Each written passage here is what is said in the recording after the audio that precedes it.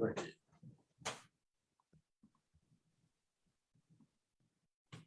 Let's say you want to go to our.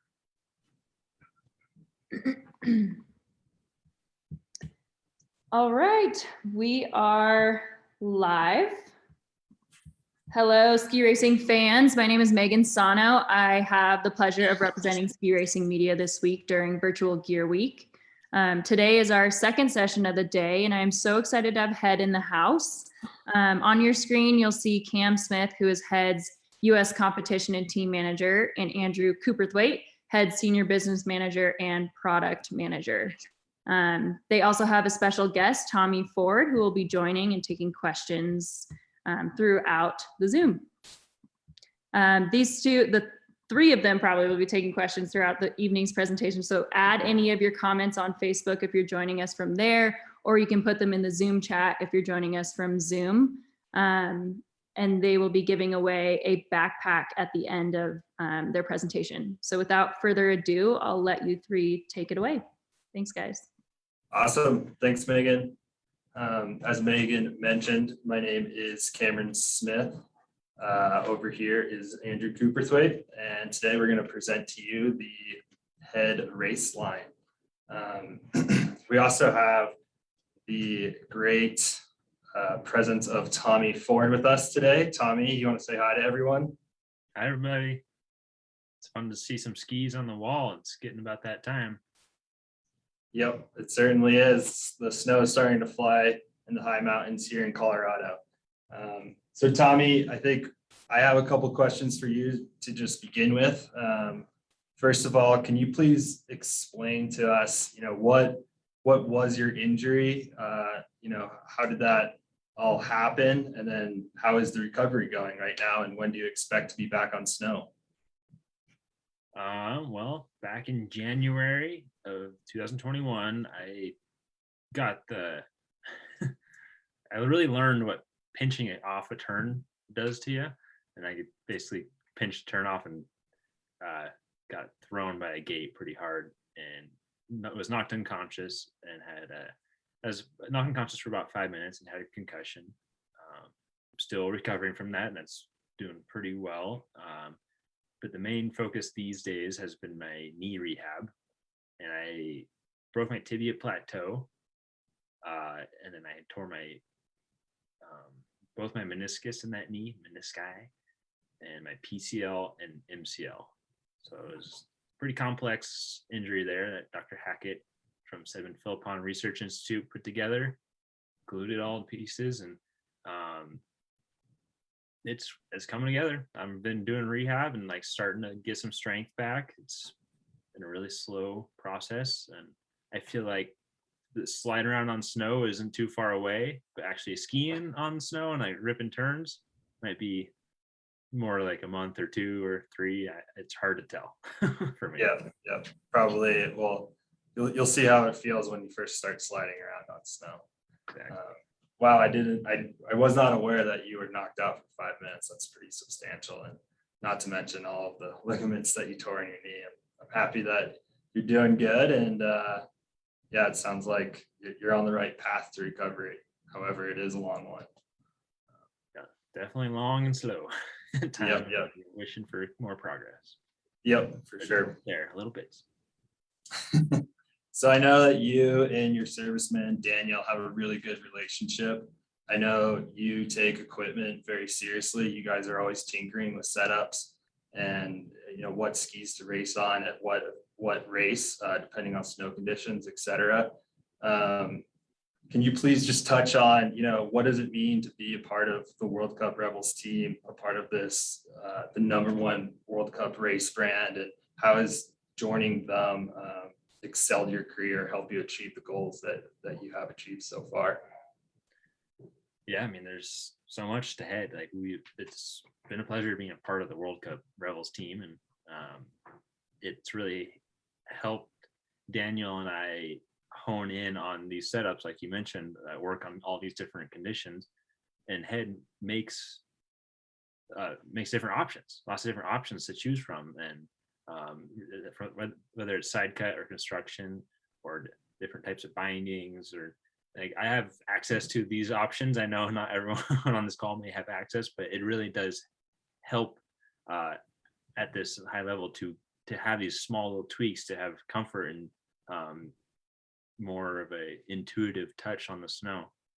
And that's been a big help from Head, is having access to all these options, but also the history of good skiers like Bodie Miller and Ted Ligety, Didier Couche, and the experience that they've put into these skis. And Reiner, who's helps build these skis and over in Europe, takes the feedback from these athletes over time, and you end up with what we have today. And that's why it's fast right there. I think that brings up a really good point, Tommy, because when we talk about ski equipment, there's so many discussions that Cam and I have with different coaches on availability of product and how do I get to the race room and how do I get access to that product. And you just hit on a really important point for Head and the Head World Cup Rebels team, is that we're constantly prototyping. We're constantly working with you, the athlete, to try and find that right combination. And when we look at the products that we offer the FIS athletes and the general public, those products are directly derived from the race room. But as a difference from you getting to select what you want in particular, in the very minute details that make you the skier that you are, we take all of that collective knowledge, and Reiner and his team, Reiner Salzgeber and his team in Austria, take all that collective knowledge and find out what works best for the widest group of athletes. And that's what comes out every year for us. So the question for the athlete of how do I get to the race room equipment? Well, you're already there and you're using the race room equipment that maybe doesn't work specifically the best for Tommy Ford, but works best for the biggest stable of athletes that we have. Just touch on that. Just want to jump in. It's like that's basically how we choose our race skis. Like we have a bunch of options, but by the end of the fall, like we basically use one ski, maybe two. Right. And that's what you're that's what Yep. It's good. Yep. It's very interesting to be able to work with you, and I was fortunate enough to work with Ted last season, and it is quite interesting how you guys do narrow down on one ski, and it is this ski right here. So I think that's pretty cool, and it's great to see. Anyway, moving on, do you have any advice for the younger athletes here that are trying to ski World Cup one day, or as they are progressing, about to go on snow? Maybe they're focusing on dry land right now. You got any motivational words for them or anything like that? Yeah, dry land's tough. It's always hard. It doesn't get any easier, and that's part of it, but it always pays off on snow. So keep at it with that. As far as skis go, it's like learn as much as you can about your equipment and work with what you have. The more time you spend searching for something else, the less time you spend on your equipment. And it's worth learning about little ramp changes and these little tuning like angles and just experimenting on your own. So you understand what changes the changes you make and how they'll affect your skiing. Because sometimes you get another pair of skis and like the different base grind or something, it's like, whoa, why am I skiing weird? Like, well, it could be that. Instead of, you gotta listen to your coaches and work on your technique too, but sometimes equipment has something to say. So I encourage that, learning that early on. And that goes with canting as well. There are general rules of thumb with canting that are just like, they work. Yep. On that note, I would love to hear your thoughts on our new WCR boot, the boot that I know you guys, I think we're skiing in maybe 3 seasons ago on the World Cup while we were prototyping it. And now it's come to market in the US now for the last 2 seasons. I know personally with the athletes that I've tested with from U16 to FIS athletes around in the US, we've seen great success with people really liking this boot. It's a much more progressive flex. It's a lot easier to get pressure at the top of the turn. Were you finding similar attributes to this new boot? Could you just speak to that for a second?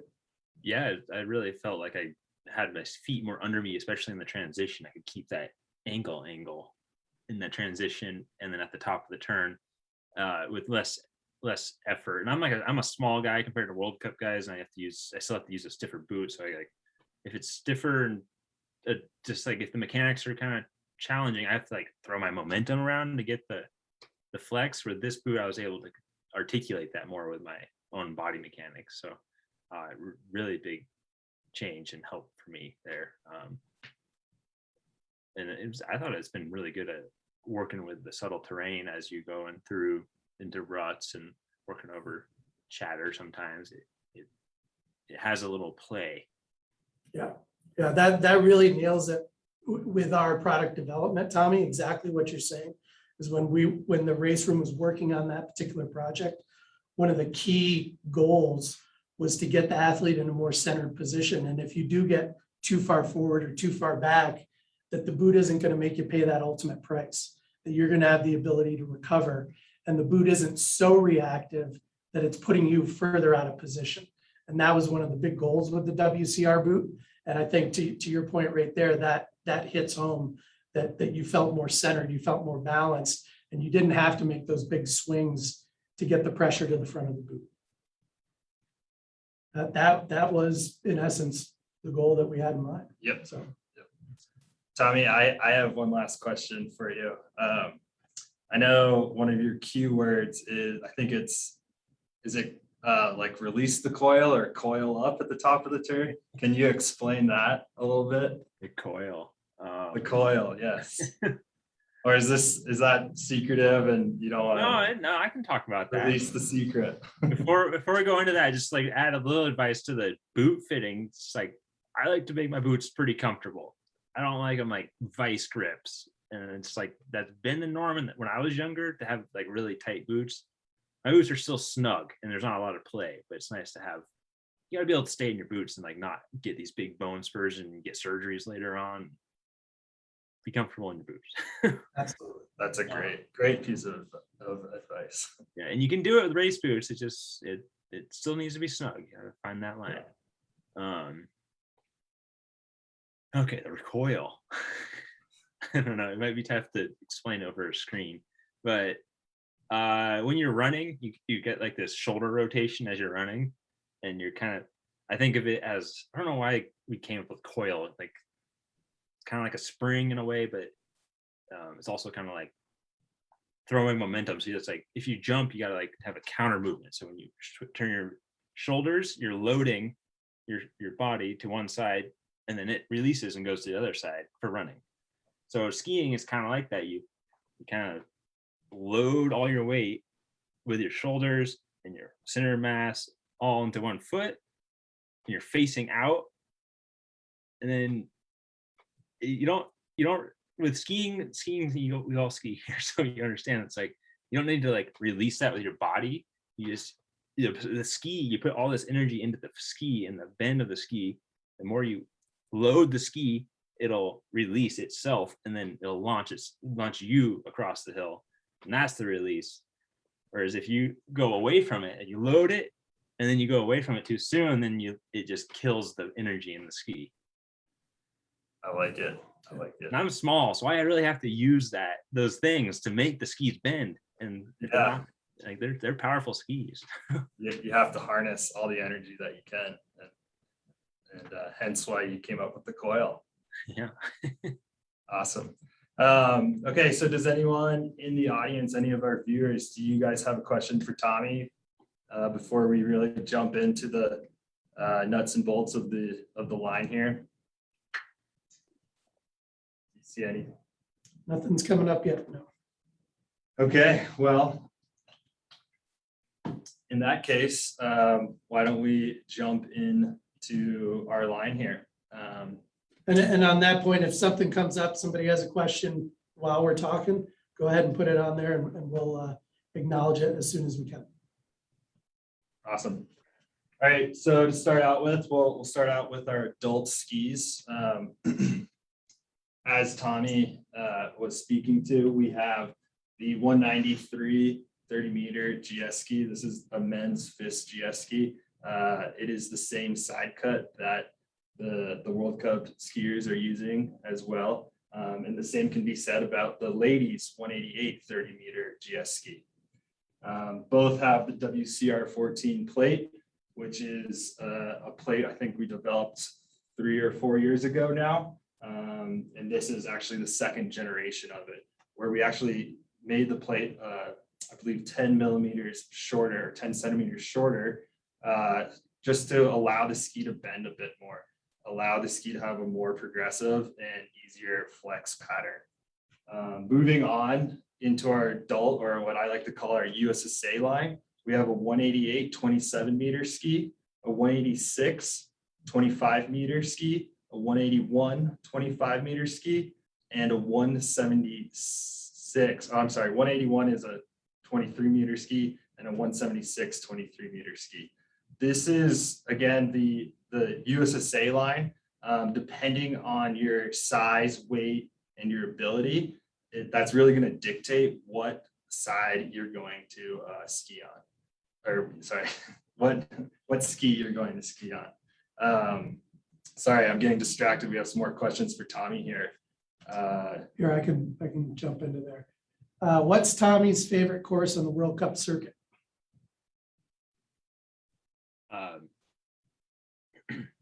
I think one of my favorites is Beaver Creek for lots of reasons. I was going to hope you were going to say that. The course crew does an amazing job there. The home crowd roaring, and it's sad that we don't have it this year. In Europe, I really enjoy Alta Badia. It's a great hill. It's good, wide, like pretty wide and rhythmical sections that you get like straight down, trail turn, straight down, trail turn.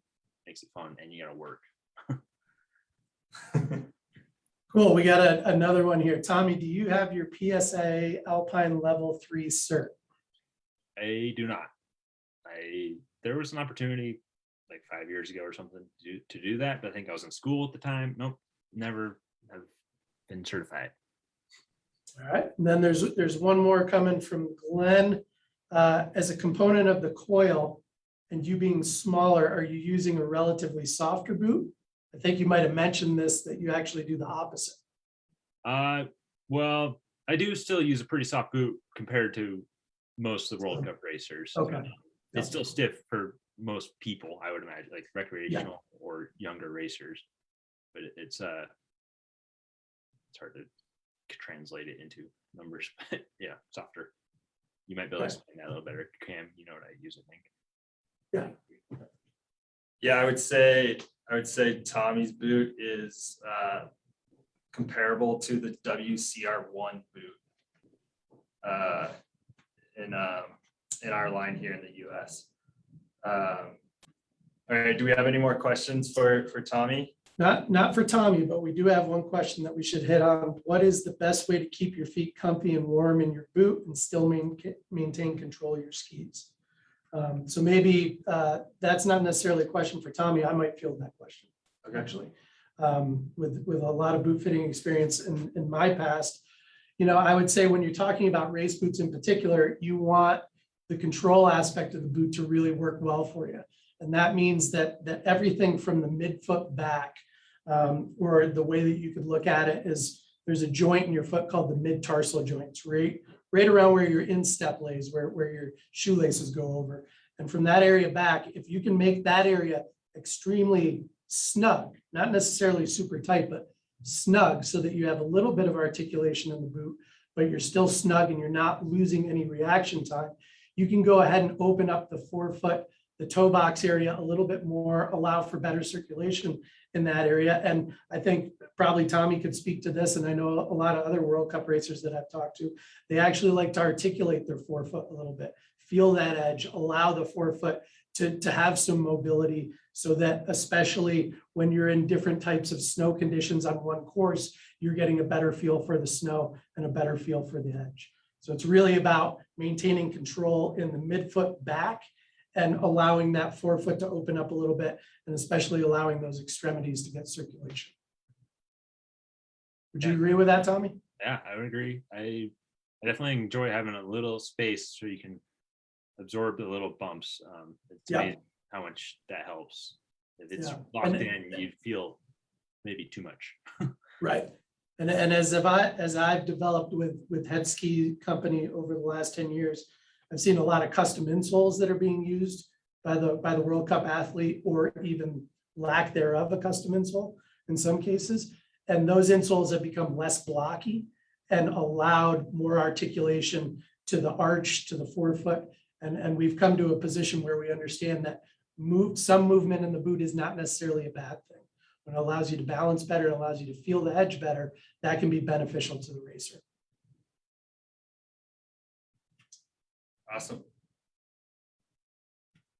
He's a pretty big. What's up, Paul? All right. Well, we'll jump back into some skis here. Yep. And you guys just keep the questions coming. I think it's good to break it up a little bit because it is a lot of information all at once. So we've gone through the GSRD line. So that again is our FIS skis all the way down to our USSA skis.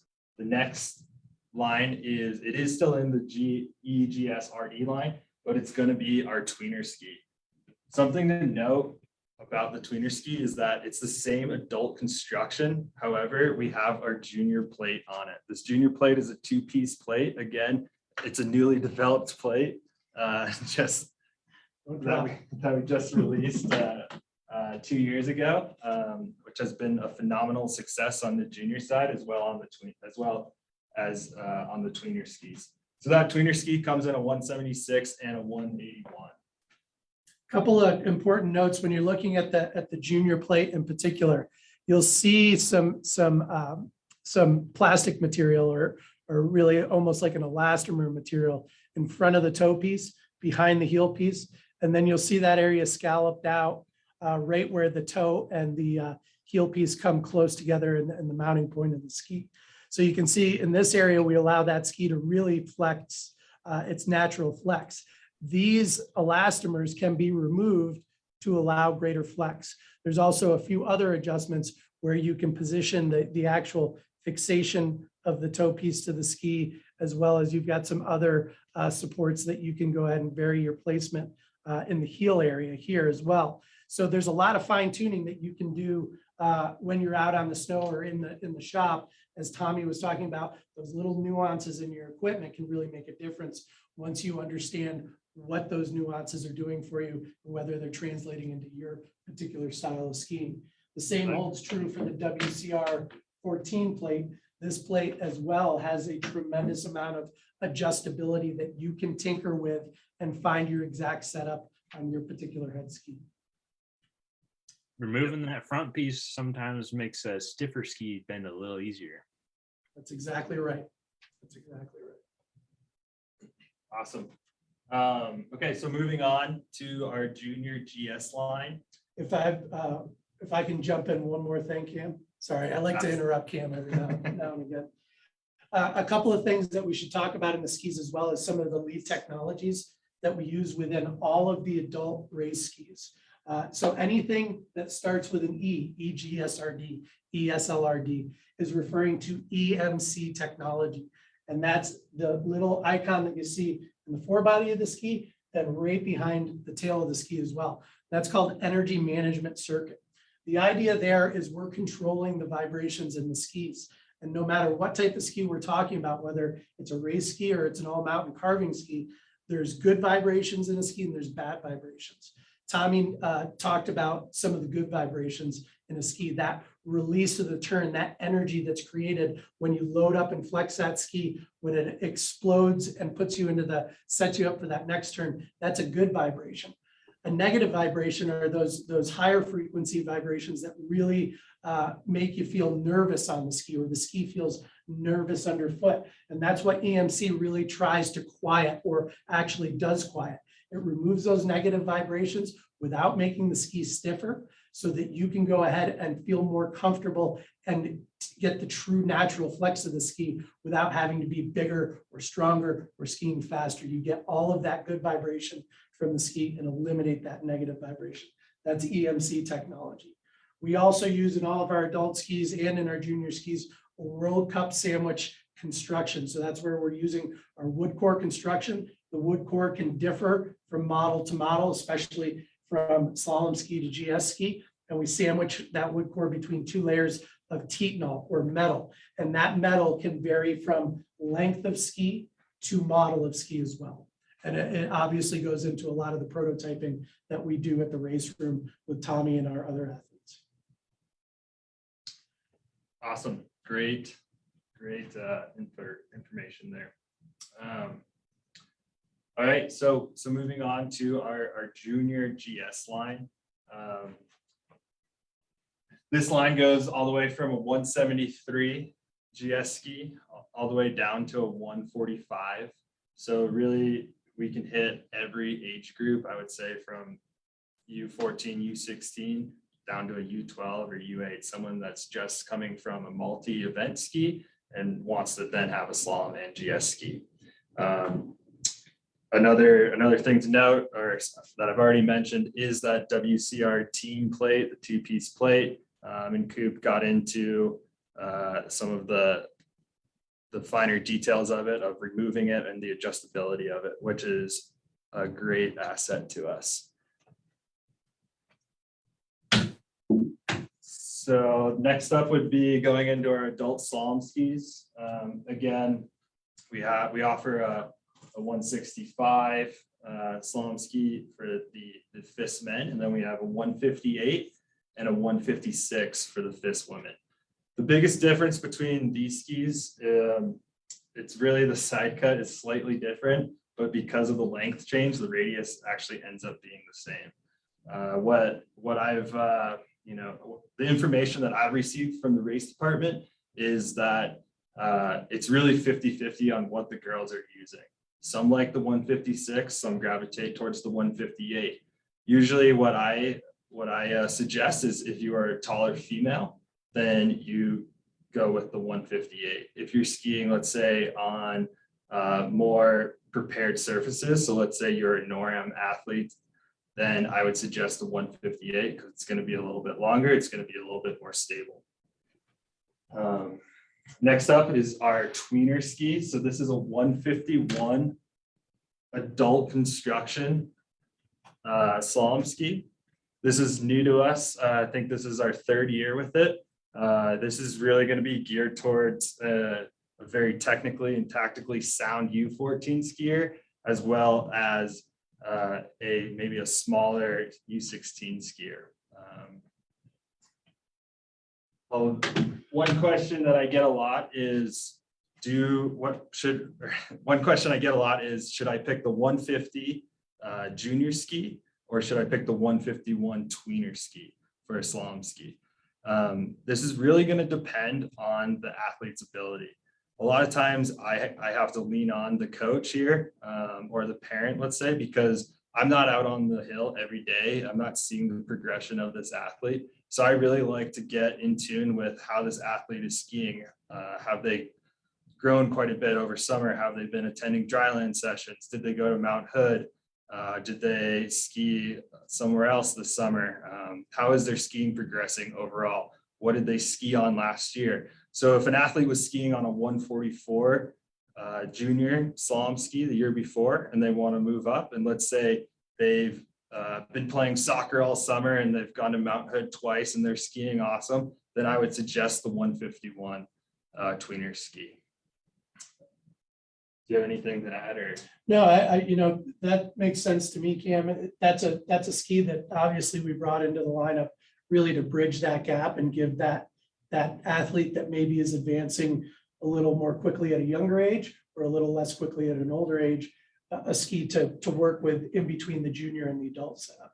The question that I would have for you, Cam, is how does that relate to the GS RD team ski as well? And where we have the same construction in the adult FIS ski, essentially as we do in the GSRD team, although it's a little bit softer, we're using the junior plate with the adult construction.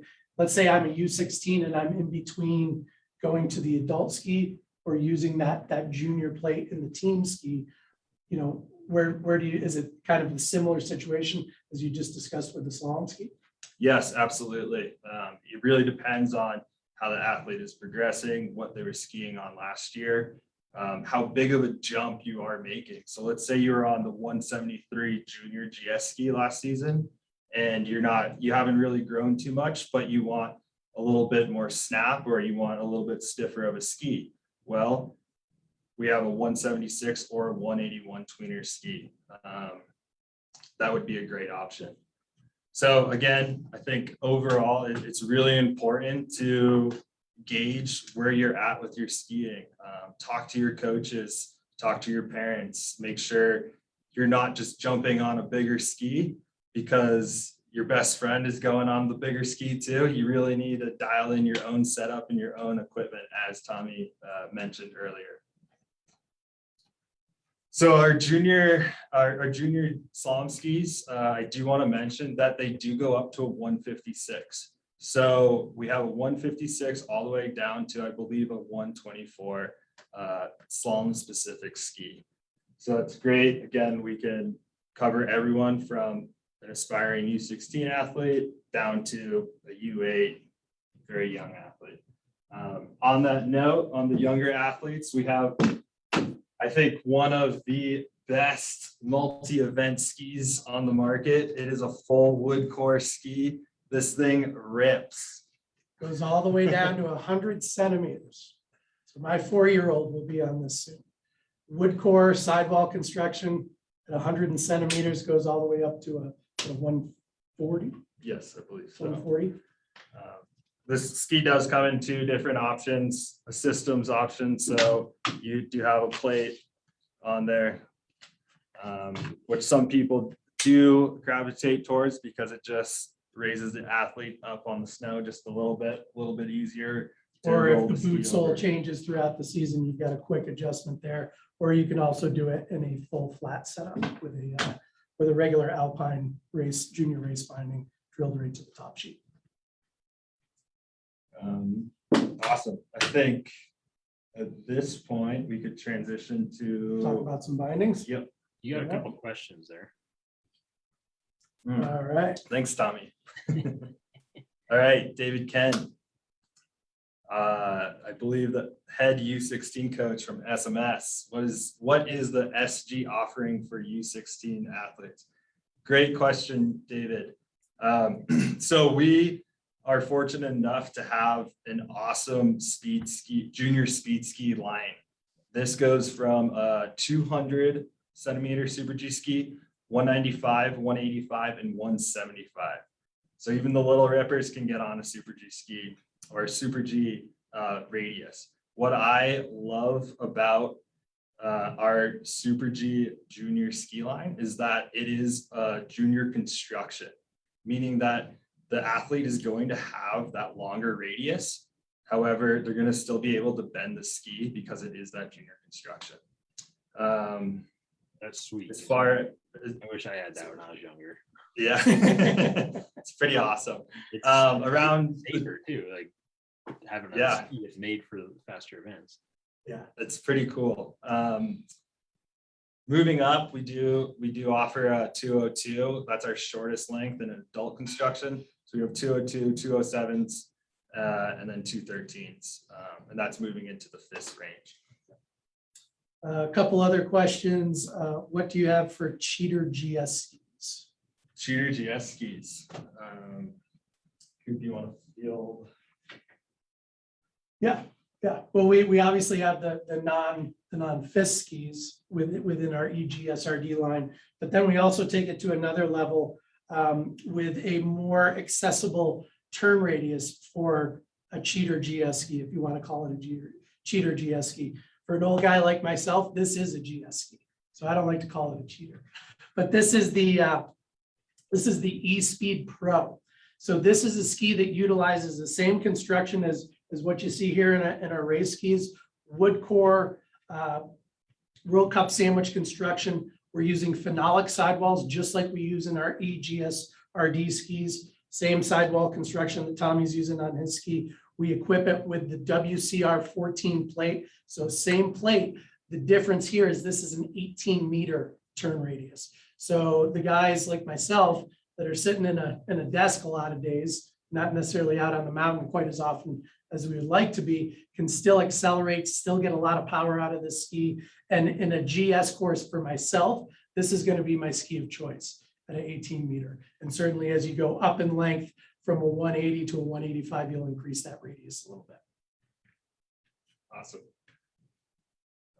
Maybe that's all good. And then David Kent, we've got, what is the bevel setup coming from the factory? So for the junior skis, the base bevel comes around a 0.8 to 1 degree, depending on GS or slalom. The side edge is the side edge is a 2 degree.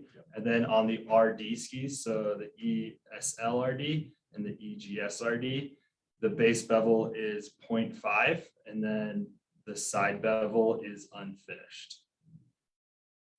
So I would suggest seeing your local race center or your local retailer to help you make sure that your base bevels are exact and they are where you want them to be. So this includes mounting and prep work as well. It does make a difference, as Tommy mentioned, and it is very important to make sure you're set up right. David asks on the lighter bindings, is there still a tab or have you moved to a screw? Excellent question. Good lead into bindings. Yeah, great lead into bindings. So one question that I get a lot is, what is the difference between a 16X binding and a 16ST binding? Well, there is a couple differences. The big difference is going to be in the heel. And what I would like to show you guys now, hopefully we can see it up close. Yeah, that'd be great. So to David's point specifically, David, anything that is not an X binding labeled X is going to have the tab in the heel. Let me see if I can get this right here. So you'll see that tab versus the worm screw is on the X bindings. Or spindle. Spindle. As well as, I'm an old guy, I call it worm screw. I like worm screw. As well as the overall heel piece, just the 16ST, it's going to be a plastic heel piece, whereas the 16X, it is an aluminum heel piece. There are some other differences in the toe as well, but I'm happy to go into that with you offline, David, as well. A big note as well is the DIN range. So on the 16X, it's 10.5 to 16. On the 16ST, it is 5 to 16. Yeah.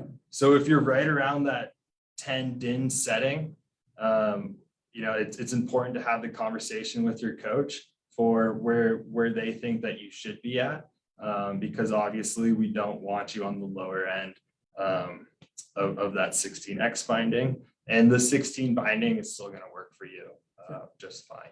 Yeah, the X bindings are really designed out of the norms to apply a much higher clamping force, specifically in the heel of the binding, to hold the athlete in. So this is a binding that is really trying to maximize the athlete's ability to stay in the course and to stay competitive and on their skis, where any of the bindings that are not X, 16 down to 11, those bindings are going to fall into DIN standard and can fall into a situation where you would bring those bindings to a normal ski shop technician and they could go ahead and apply your calculated DIN setting to those bindings. Anything that's X, you're taking it out of that norm of DIN standard, and you need to go ahead and consult with your parents, your coach, come up with the best strategy for yourself, and then understand that binding is really taking the retention aspect of the binding to another level. Yep. And then just real quick, because it looks like we're getting a little short on time, maybe. The difference between a Free Flex 11 and a Free Flex 11 race. Hopefully you guys can see this here. A huge difference is the AFD here. This is the Free Flex 11 race. This is the Free Flex 11. Basically what we did is we changed the AFD to allow for a more better power transfer and a more race-oriented AFD. Yes. So the race bindings are going to use a Teflon AFD. And then what Cam was referring to on that FreeFlex 11 is called an ABS. It's a roller. So an ABS roller is trying to mitigate any kind of debris that you have in between your boot and the binding toe piece itself, and actually actively be able to work with debris in between. Anything that has a Teflon AFD, that means you're going to need to be really precise in cleaning your boot sole off and ensuring that there's nothing in between that boot and the binding itself. Just like when you're at the top of a World Cup course and you see the camera zoom into Tommy and his technician, you see that technician take a lot of time to clear that boot sole off. That's because that precision needs to be exact between the race boot and that Teflon AFD. Awesome. Real quick, do we have any questions on skis or bindings before we move on? Jump into some boots. Yep. Okay. Yep. So as we mentioned earlier with Tommy, we developed a new boot, the Raptor WCR line. This boot line, we now have all the way from a 170 flex, the WCR1, all the way down to a Raptor WCR70. So to begin with, we'll kind of start with that 93 last boot, the plug boot, if you will. So that in that category, we have the WCR1 through the WCR4. These are going to range between a 170 flex all the way down to a 120 flex. The next two boots are the WCR5 and the WCR6. The 5 is a 100 or 110 flex, and the WCR6 is a 90 or 100 flex. Both these boots are short cuff, meaning that their upper cuff is going to be 10 millimeters shorter than what we find on the WCR4 up through the WCR1. Moving on, this year we are releasing the Raptor WCR70 and WCR90. I'm going to interrupt you just Absolutely. one moment, Cam. Anything that you look at that's a WCR with a single digit behind it, a 1 through 6, that corresponds to a 93 millimeter last in a size 26. The boots that Cam is about to show you, the Raptor WCR90 and WCR70. So those boots, we incorporate the flex, the numeric flex value into the name.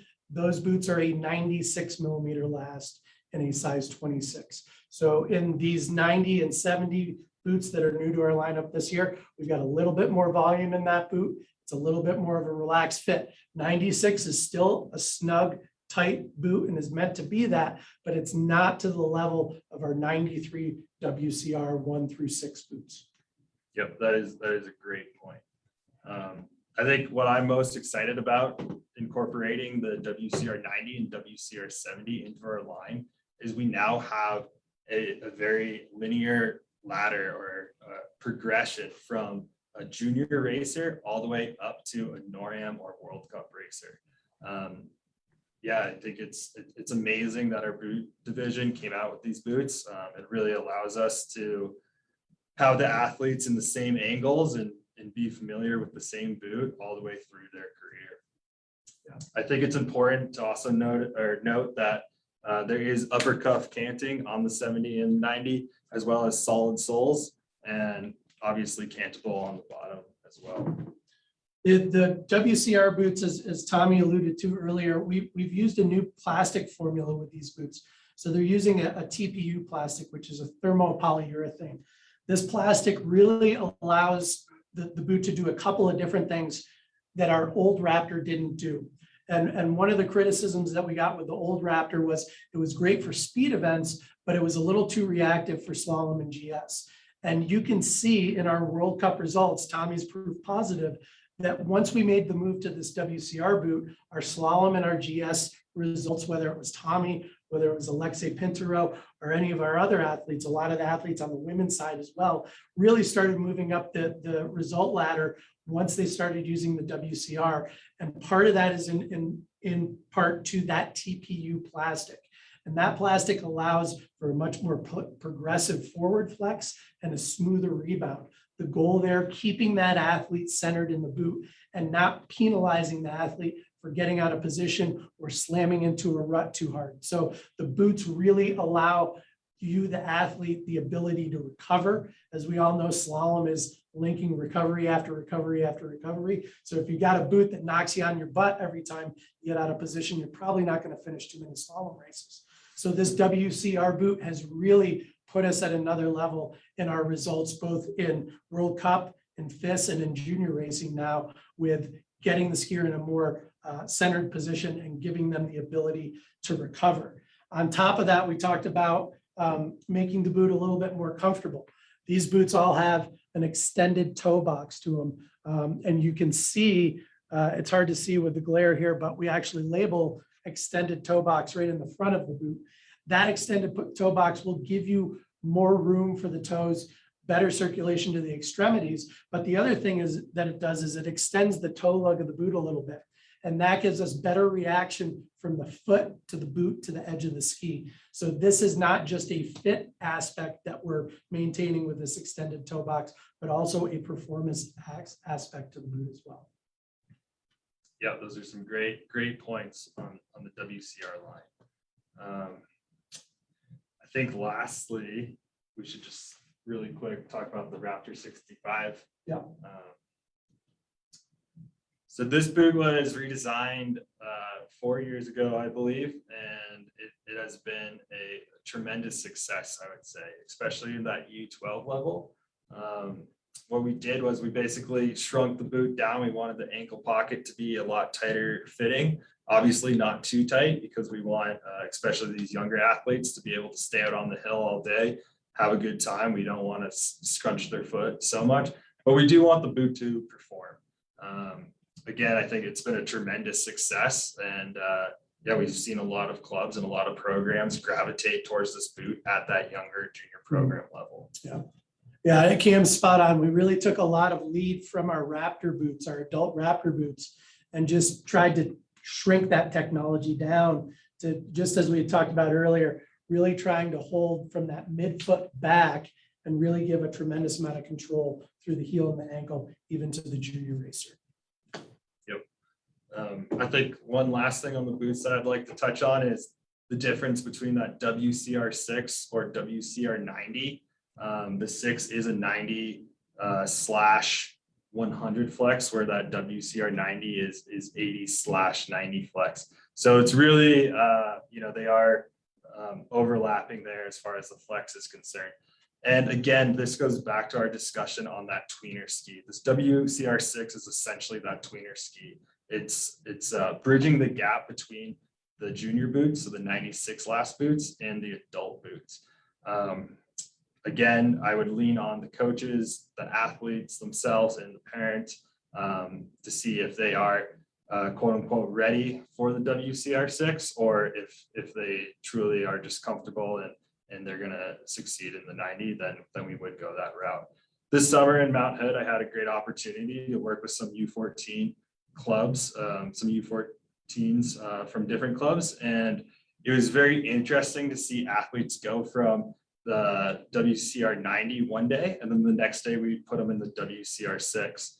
They were down on the lower section of Mount Hood, the Magic Mile, so some very moderate terrain, just doing some GS brushes. And it was very interesting to see when they put on the WCR 6, they're all of a sudden starting to turn too early, because that boot is a 93 last boot. It's going to be more precise when you go to initiate the turn.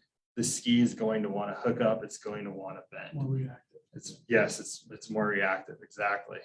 So I think there is a tremendous difference between the two, and it's really important to nail down that you are on the right boot, you are on the right equipment. We do have one quick question. Very happy about the new 70 boots. They seem to have a bit more flexible plastic, which is great.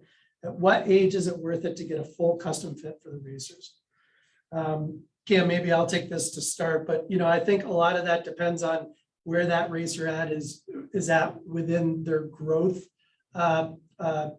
scheme. So if the foot has stopped growing, I'd say more times than not, it's going to be worth your while to spend more time with a custom boot fitter, get that custom insole fabricated.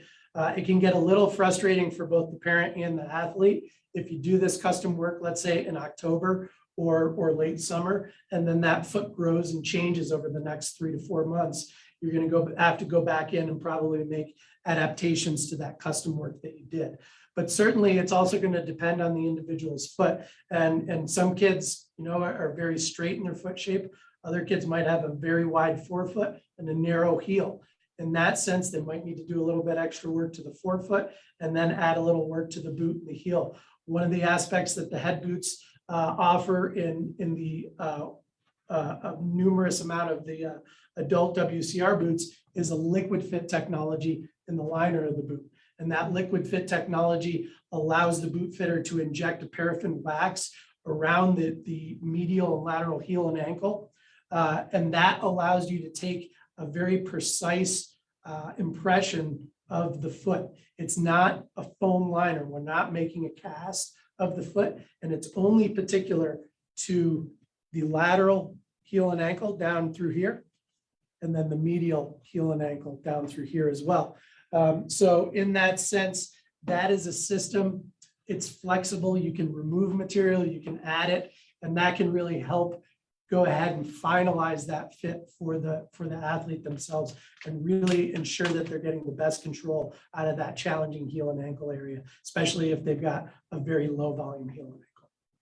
Yep, and here is a great see-through liner where you can see the liquid fit pocket on both the outside and inside of the liner. All right. Just got a few more minutes left, Cam. We should probably just mention, we do have a full line of race helmets with our downforce helmet that's got great aerodynamics, great ability to hear within the helmet itself. With our Sentinel 5K goggle, that 5K lens technology is really trying to filter the light that's coming in through the lens, so it's less fatiguing to the eye. And it also, without going to a polarized lens, really brightens the contrast and highlights the contrast in the nuances of the terrain that you're going over. The other great thing about the Sentinel is when you're down in a lower position, there's a great amount of upward visibility, especially if you're in tuck. You have full range of view, not only peripheral, but up above the eye as well. If I can get this one out, taking everything down. And that's our Team SL helmet. Yep, so removable chin guard as well. So if you want to go free skiing after training or. Also important to note that that chin guard is compatible with the downforce helmet as well. So if you're looking for one helmet for all of your disciplines, you can just add a chin guard as an accessory and go ahead and use the full covered ear helmet for slalom as well with the addition of the chin guard. Yep, awesome. Looks like we have a question. Which boots come with lace-up liners? Style adjustments on both those helmets. Okay, so I'll answer the boots Sure. lace-up liners question first. So all of our boots from in the WCR line come with lace-up liners. The Raptor 70 and the Raptor WCR 90, they only have 2 eyelets in the lace-up liner. I think that is something to note. But everything from the 6 up to the 1 have full lace-up liners. And with an awl and a heat gun, you can easily adapt that 70 and 90 to have more eyelets to it. As far as the question regarding the helmets, we use a BOA adjustment system on the Team SL. So that is using a smaller number of sizes and then using the fit system to account for different sizes. When you get into the downforce helmet, this is a helmet that is FIS approved. And to my knowledge, you can't put a adjustable fit system into a FIS approved helmet. So this has a more sizes within its size range, and it is with a fit system that is only adjustable with the thickness of the pads. So there is no BOA or a crank adjustment system on the downforce helmet. Awesome. So I think that pretty much does it for us as far as the whole race line. Do we have any more questions? Any more? Don't see anything. Oh, else. Tommy, you're muted. Would the ISP Pro be a good back to snow ski for me? Absolutely. I'll call you after this, send you one. Yeah. Nice one, Um, guys. And then Dave Kent says, don't forget to select the winner. Are we doing that on air or are we doing that afterwards? I think Megan is saying that David Kent is the winner. Well, there you go. Yeah. All right. So David Kent, congratulations. You are going to win. Nice World Cup Rebels backpack. Great coaching bag. You can fit everything in there. Drills, spare parts. Kitchen sink, Yeah. whatever you need. Yeah, you can live in there too. Yeah. Winter. Put both my kids in there. Awesome. Well, guys, thank you so much. Thanks for tuning in. Tommy, thank you for joining us. Yep, Tommy, many thanks. Ski Racing Media, many thanks for putting this on. I think this will be recorded and posted on Facebook. And then we will have some more assets on our gear page on Ski Racing Media as well. So thank you all and have a good rest of your day.